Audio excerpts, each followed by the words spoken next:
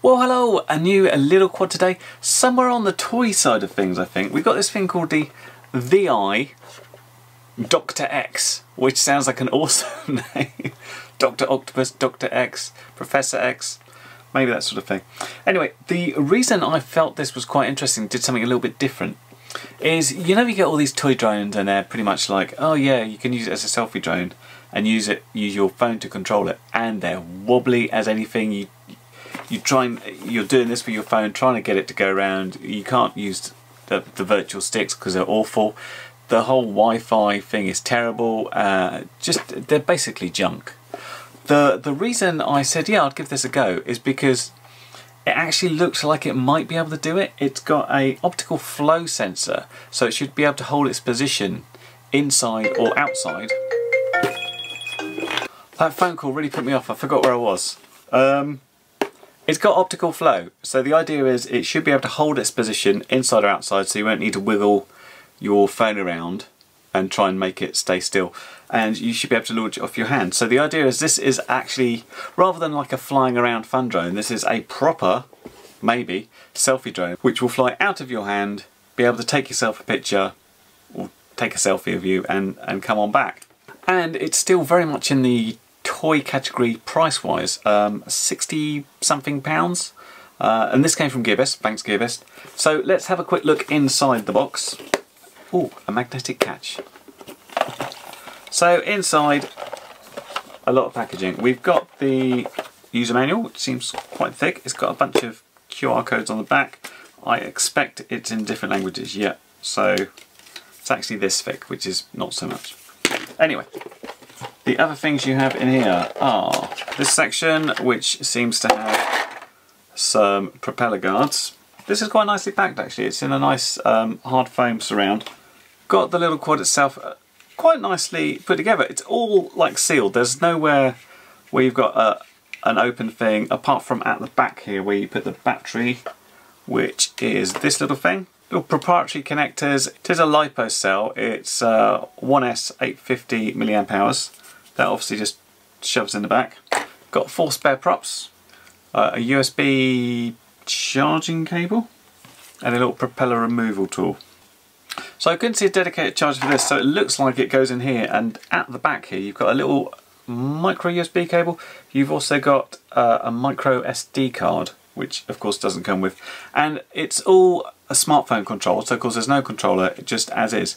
So I guess, like, if you were being fussy, you would say, well, if it folded down more it'd be slightly more portable, so you still got to carry it around. But it kind of looks interesting. These look like, I'm guessing, 8.5mm brushed motors, a direct. I can't tell how big the prop is.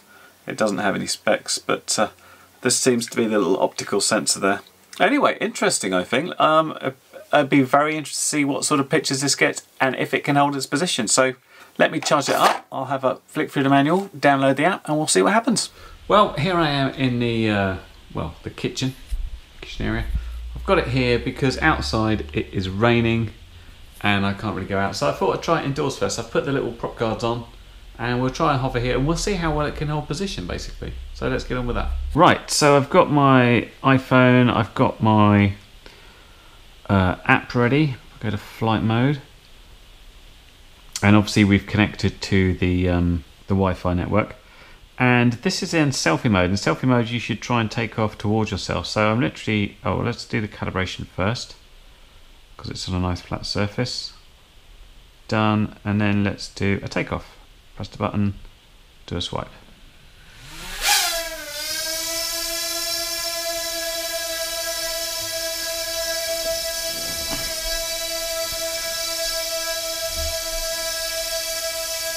And there it is, and it's very holding position very nicely.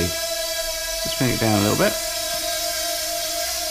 And there's me with a GoPro, and as you can see, I'm hands off. I can let's take a photo, take some video. So when I hit record, I expected it just to go to the SD card that I'd put in the quad, but it actually saved it to the phone as well. But when I looked back at this footage, it looked really low quality, and when I checked the resolution, there was a reason. It was just 568 by 320. So you can use it without the SD card, but the quality is horrible. If you check this compared to what's on the SD card, which is proper 1080p at 30 frames a second, it's obviously much better quality. And for this type of little camera and little Wi-Fi sort of module, it's actually pretty good. Quite nice results, much better than I anticipated actually. And when it takes the photo, this is actually a different resolution. Often you just find that they take a snapshot from a 1080p footage. This takes a proper 3264 by 2448 picture. So I was flying in selfie mode, and this basically puts all the controls so they make sense as it faces you. You don't have to sort of invert your orientation. It's not the same as a headless mode. It just sort of works sort of with you. So it's kind of like tail in but facing you. You can change this, and you can change things like the speed, and you can change it essentially from mode 1 to mode 2, and you can change it so it will use the accelerometer in the phone instead of the virtual sticks. Although I felt the sticks were quite good because of course you just let go, it would try and hold its position. That worked quite well. So I did this initial part of the filming indoors with the intention of overlaying the capture screen that I was doing on my iPhone, but then I found out that capture didn't work. So what I did is I went out the next day to try and capture the sort of app GUI at the same time, where it was a little bit better outside, so I could check this outside as well. Well, I'm outside in the garden, and thanks to the guy that's drilling or sawing or whatever, and I've got the little quad out because I want to see how it does hovering outdoors over a variety of surfaces. It says it needs to be windless, there's a little bit of breeze, but it also said it could struggle over grass, so I'm interested to see what will happen there. Let's find out. So let's take off, and I'll turn the recording on.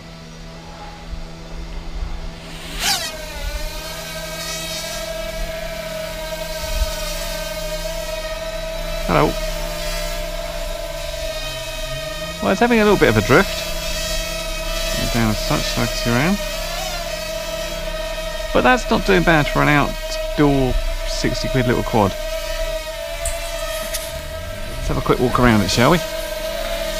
Because this is kind of freakish to be able to do this on this, what is just a little toy. So, let's see how it will do if I take it over the grass. It's in selfie mode at the moment, as you can see. No, I've got it in the other mode now. I forgot about that. That's okay, I can fly in this mode. So we're now over the grass. Get a bit further. Look at that. It seems to be holding the position fairly well. It's struggling in the wind a little bit, even though it's just a very light breeze. This is a tiny little quad, and it's struggling to keep its position. But it's got me in the viewfinder, so that's not all bad. Again, I can completely walk around it.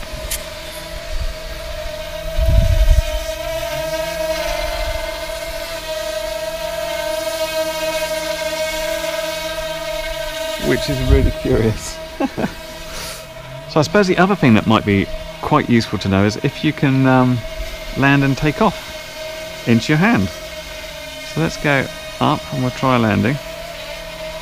So what I'm going to do is I'm going to hold my left hand out underneath. Oh, it goes away when it sees me. And say, land. No, hang on, I have to swipe it if I want to land. Well, that bit worked. I'm just going to actually put it in. Let's take off again. The only thing is you have to do a swipe. Swipe.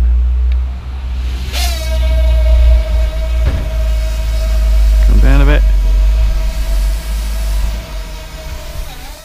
Yeah, it will go outside, but it doesn't particularly like outside. It's much more comfortable inside. Can you make it work as an FPV quad? Albeit an inside very slow one. So we're in normal quad mode, using the virtual sticks. I'm kind of using the basis that I think it will kind of survive and hold position when I need it to. But it's kind of, it is a little bit tricky when you stop. It kind of struggles to hold that position when you first stop. It kind of jiggles about a bit. and I haven't opened that door. It's very useful. I am completely looking through the screen at this point, which is more than I'd normally do. Whoa. So I would have to say no. It's not a quad you can really fly around. However, look at it again. Look at it hold its position. Here is me, my big stupid fat head, and if I take my GoPro off my head, it just holds this position so well. I mean, look at that. It's just sat there. Perfect.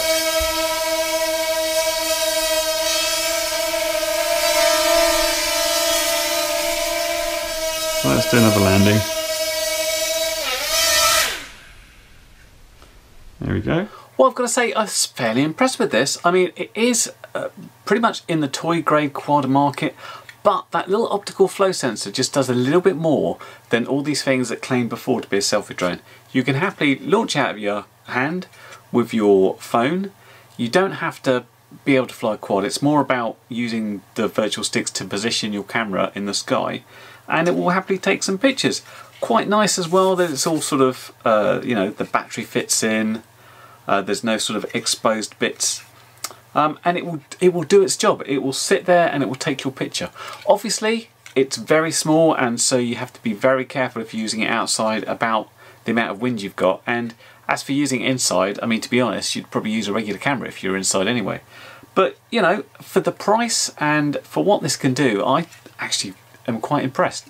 I haven't had one before that will hold its position quite that well. You've had to really fight it on the sticks, and the quality of the actual pictures has been quite bad. This, I think, is pretty nice quality. Have a look for yourself, see what you think. Anyway, this is the brilliantly named ThiEye Dr X quadcopter. I got it from Gearbest. Thanks so much for them for supplying it for review, and of course you'll find links down below where you can find some more detail about this product. I hope that's been helpful, and I will catch you next video. Bye for now. Well, you've made it to the end of the video, so thanks once again for watching. If you like what you saw, then please consider subscribing, and if you really like what you saw, then be sure to check out the link to my blog for a variety of ways in which you can help support this channel.